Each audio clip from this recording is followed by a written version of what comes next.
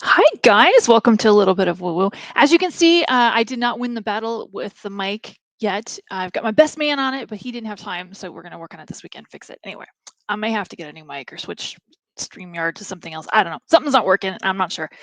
Of course, I will say I want to call out StreamYard in this one. They're very helpful.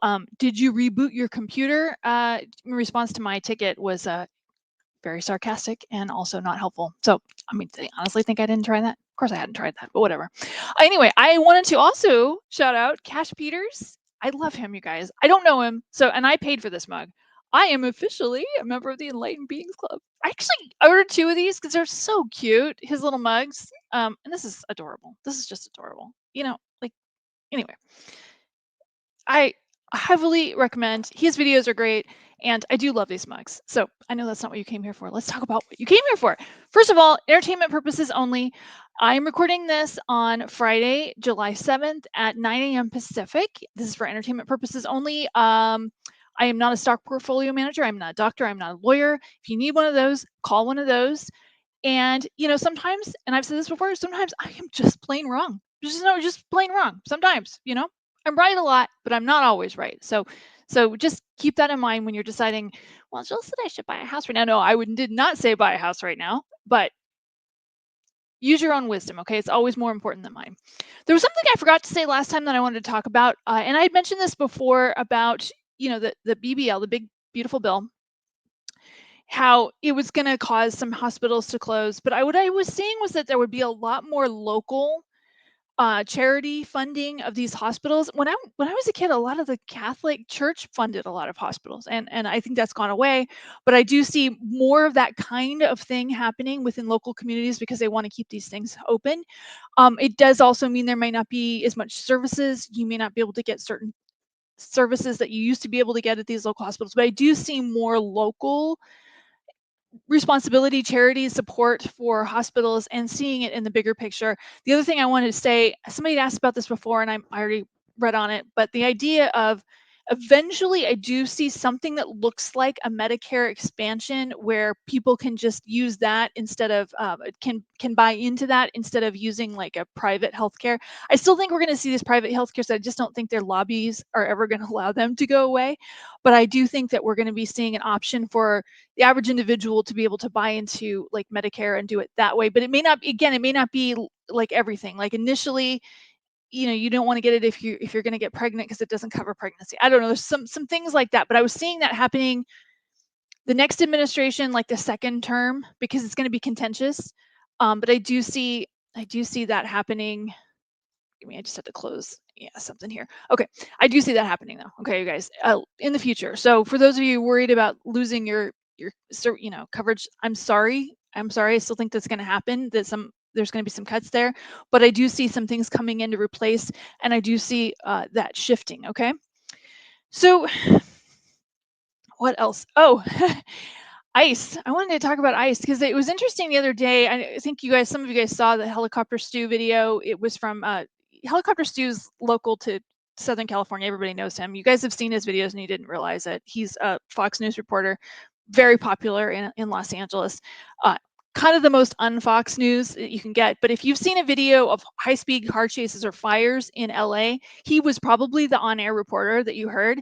He did a thing about, it was just hilarious, about how uh, ICE was there and there's that big show force with all the horses, and how there was just like more reporters and ICE agents than there were people that were not connected to it in any way. That whole incident felt very staged to me, including, to be honest with you, including Mayor Bass's very easy to spot from a helicopter blue suit, which was really pretty, by the way. I liked it, but it was easy to spot from the air, which I thought was interesting because, and I don't think to get up in the morning and go, I'm going to put something on the Helicopter Stew from Fox News can spot and point out, right? The whole thing was staged. It does feel very staged to me. When I looked at it, I watched it, was my first thought. Tell me in the comments if you agree, but that's what I was thinking when I was feeling that, when I was seeing it. It's a show of force. It's kind of just letting everybody know, hey, we're still here and we want you guys to know that we're in charge. And so is same thing is true with that woman that was 71 years old who'd gone to watch and observe ICE proceedings in San Diego and got manhandled by ICE. And then they claimed that she she pushed them. And of course, there's plenty of videos showing that she didn't do any of that. All of that caught on film, all of this caught on film is intended to make us think twice before going to an ICE event, um, going out in public if we don't have proper paperwork. All of this is meant to intimidate, and it is very public because those kinds of things did happen before under the previous administration, but there was just not a camera there rolling, and it wasn't on, live national news with one of the most popular helicopter reporters in the country talking about it. So this kind of thing, what I'm talking about is they're really making an example and they want you guys to see it. They really want you guys to see it, and it is intended to be a threat. Okay. How you respond to that is up to you, but that's what I'm seeing. Okay. The other thing I wanted to talk about too is it's not much in the news, but I do see it coming and being a bigger problem. Houthis have just sunk another ship, and quite publicly they do. They always do promotional videos to show when they do this. Uh, yeah, I think we're going to be seeing an escalation there because ships are money, right? And at the end of the day, governments really do care about money quite a bit. There's a great video, What's Up with Shipping? He explains also why a lot of these ships are run under the Liberian flag, which I didn't know why that. I always wondered why these ships go under the Liberian flags. He does explain why that is. So I thought that was sort of interesting. You guys should watch his video. It's like What's Up with Shipping. It's a great channel. Highly recommend. Highly recommend. The question a lot of people are asking right now, and I woke up to this too, like, there's all these earthquakes at Mount Rainier. And I heard that, and I'm like, oh my God, that's not terribly far from me, right? Freaked out too. When I tune in, look, I'm not a meteorologist or geologist as much as I would love to claim I am. I still don't see anything really big happening there. I do see a lot of rumbling. I do see a lot of rumbling with that one, Mount St. Helens, and of course, Mount Shasta, more of this along the road, but I don't necessarily see a big earthquake coming from that, not there. We could see something from Japan, but I don't necessarily see it happening in July. I know there's been this big prophecy, and that's been fascinating to me too. Could be wrong on that. She might be right, right? But I'm seeing it more later in the year of an earthquake, and I don't think it's going to be this massive unaliving, unsubscribing from life event that some people are concerned about. But I could be wrong. If you live on the coast and you're worried about it, you should take proper precautions. You should not listen to somebody like me. But I'm not worried. Okay. I did see that eventually we are going to be seeing another Mount St. Helens type incident, but this isn't a ways off. And I was seeing like a cone forming on the top of it first. We would have plenty of warning, kind of like what happened last time when Mount St. Helens went off. But I do see that being quite a ways in the future. It's in my lifetime though, because I was seeing myself watching it on TV. But yeah, that's a thing for later. More weather events. You don't need me to tell you that that's kind of what the game is right now.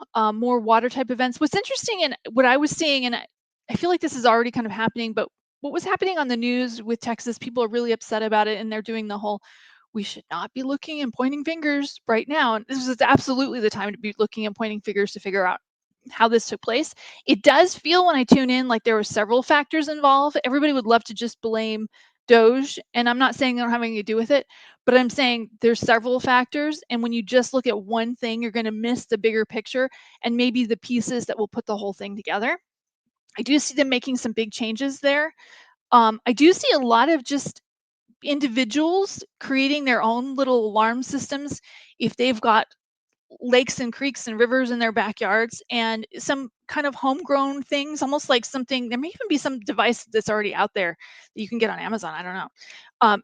It felt a little bit almost like what happens with a pool. Like they've got these alarms where if a kid falls in a pool, there's an alarm that goes off. It does feel like there's something that people will be able to do fairly inexpensively to prevent this kind of tragedy in the future. It is so sad. But like a lot of these kinds of tragedies, I do see in this case there will be some changes made that will make things ultimately safer. And I'm so sorry these families had to go through this for these changes to happen, but I do see some big changes coming as a result of it. Okay. And it's Friday, you guys. Friday at 9:10ish. Okay. You guys, this is more observational than intuitive, but every Friday after market closes, 47 administration likes to drop something on there like a major tariff or a major something that makes the overnight trading which very few of you guys have access to, I know, because I see it in the comments, makes that go nuts. It'll be interesting to see what it is this Friday, because every Friday for the last couple of months, there's been a little something, something.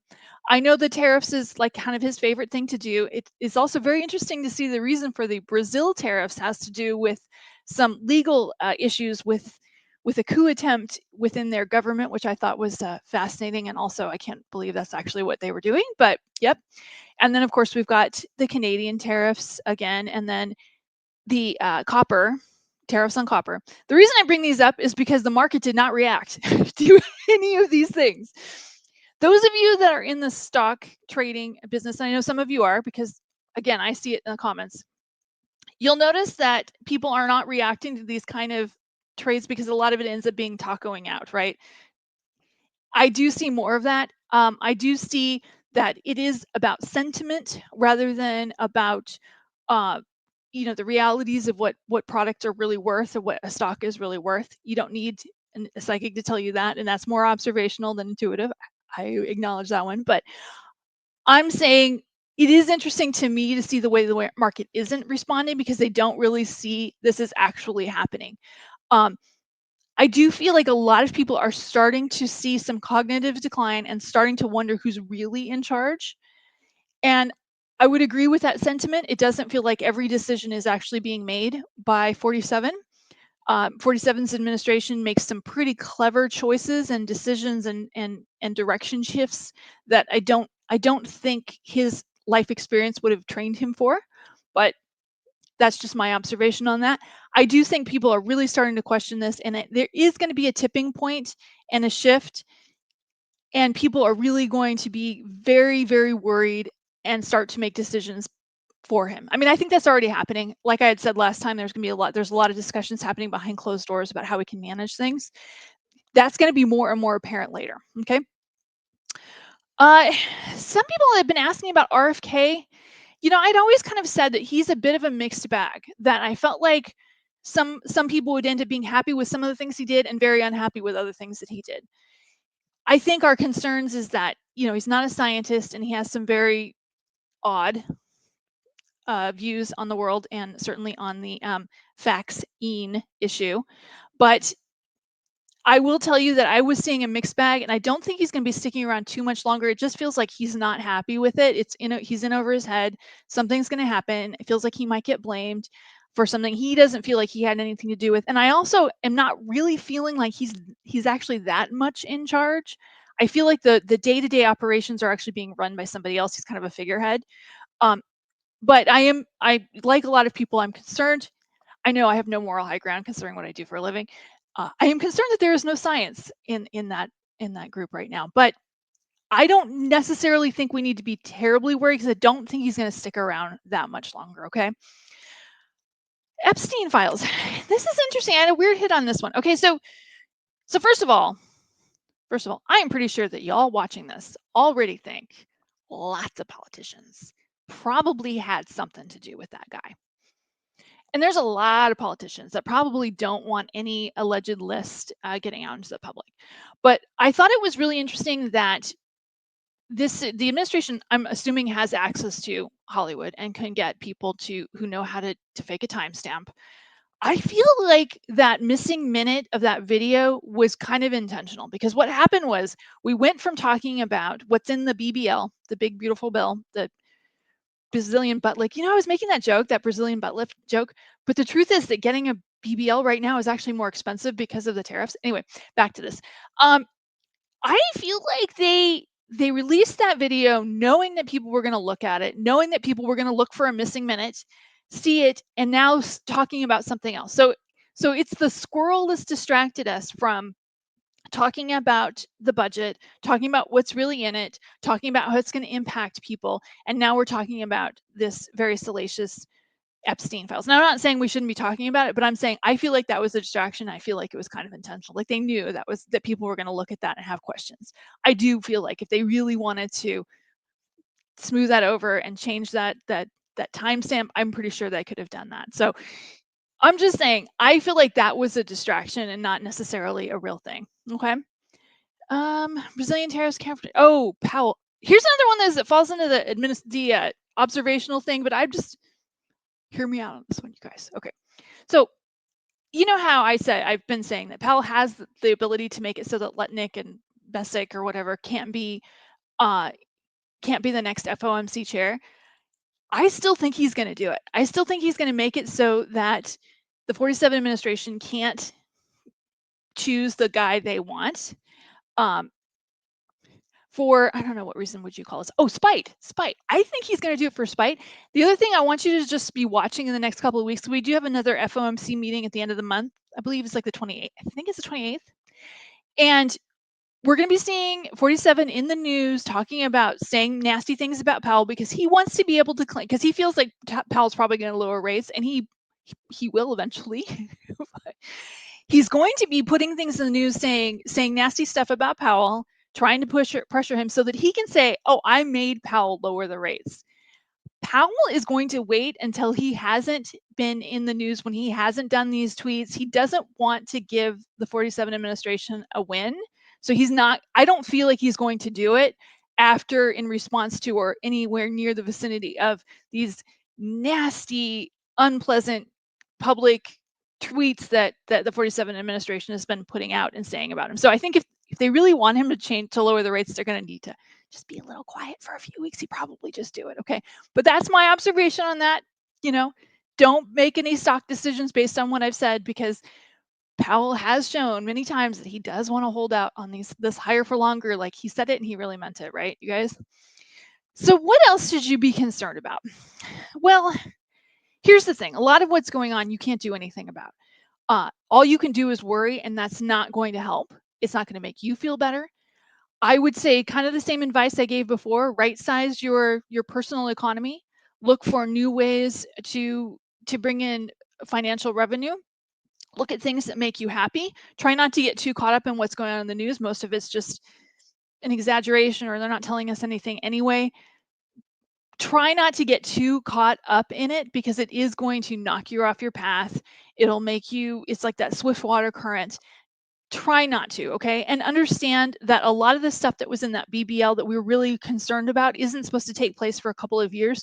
So it will be on the Democrats to make sure that it stays in the public eye what's on that bill and what's going to be happening in a couple of years, particularly around the time of the midterms, which are coming up sooner than you think.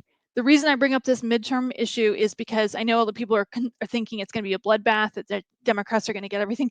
I still think it's going to be really close. And I also do feel like we're going to be seeing in the news here pretty quick, the 47 administration trying to figure out more voter suppression ways, like the same things they kind of did with the last election, or they tried to do before, where they're trying to say that, states can't do mail-in ballots, or you have to bring in your real ID to prove that who you are, or some paperwork. I don't know. I see them doing stuff, kind of those little things in different areas to try and slow down, or things that help the Republican side. I do see more of that happening. I will say Republicans seem to be better at those kinds of things than the Democrats are. The Democrats always seem to bring like a plastic butter knife to a gunfight, but that's just my observation here. That's what I see coming. So you'll have to be vigilant, and it will be up to the Democrats, like I said, to make sure the public still keeps their attention on what's in that bill and what's coming, because it'll be easy to forget it in the midterms when we're looking at other blowy uppy things in the Middle East, which, by the way, there's going to be more of that. More blowy uppy things in the Ukraine, which I do still see them winning, but I do see it escalating a bit first. There's somebody, I can't think of her name. You guys put it in the comments. Who actually makes the pew pew sound? I think it's funny. I love it. I can't do it. I tried. It doesn't sound right. And besides that, that's her thing.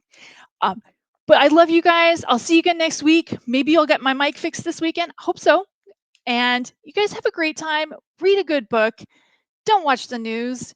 Look for a good movie. If anybody sees Superman, put it in the comments to see if it's any good, because I don't want to spend like $50 to go see a movie if it's garbage, because most of them are. Let's just be honest. Okay. I love you guys. I'll see you next week. Bye. Bye-bye.